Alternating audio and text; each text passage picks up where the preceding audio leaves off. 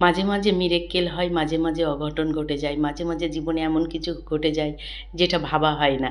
ঠিক তেমন এই ভিডিওটা নিয়ে আমার তেমনই হয়েছিল। ভিডিওটা যখন আমি করেছিলাম তখন কিন্তু আমি একটা গান দিয়ে করেছিলাম, কেন জানি না গানটা হলো না। তারপরে যখন আমি এডিট অপশানে গিয়ে ফেসবুকে ডাইরেক্ট ভয়েস দিতে যাচ্ছিলাম, সেটাও হলো না। তখন আমি ইনশটে চলে আসলাম এটাকে ভয়েস দিতে। আর যেটা আজকে দুপুরে রান্না করব, শুক্তো করব তেলাকুচুর পাতা দিয়ে, উচ্ছে কাঁচকলা আলু দিয়ে আর কাসুন্দি দিয়ে করব। আর তার আগে যে মেন রান্নাটা করব সেটা আলু বেগুন দিয়ে মাছের ঝোল। আলুটাকে আমি প্রেসারে সিদ্ধ করে নিয়েছি, তোমরাও এইভাবে করতে পারো, তাহলে গ্যাসটা একটু বাঁচবে।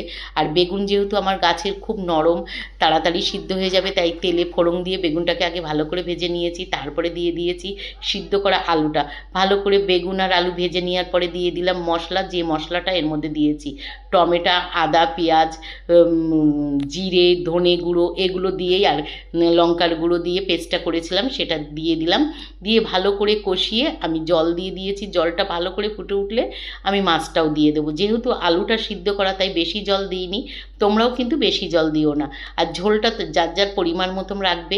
তাহলে কেমন লাগলো আমার আজকে দুপুরের এই মাছের ঝোল রান্নাটা, এই পদ্ধতিটা অবশ্যই জানিও। তোমাদের ভালো লাগলে অবশ্যই লাইক কমেন্ট শেয়ার করে আমার পাশে থেকো। আসি তাহলে, দেখা হবে নতুন আরেকটা ভিডিওতে। ততক্ষণে সবাই ভালো থাকো, সুস্থ থাকো, নিরাপদে থাকো।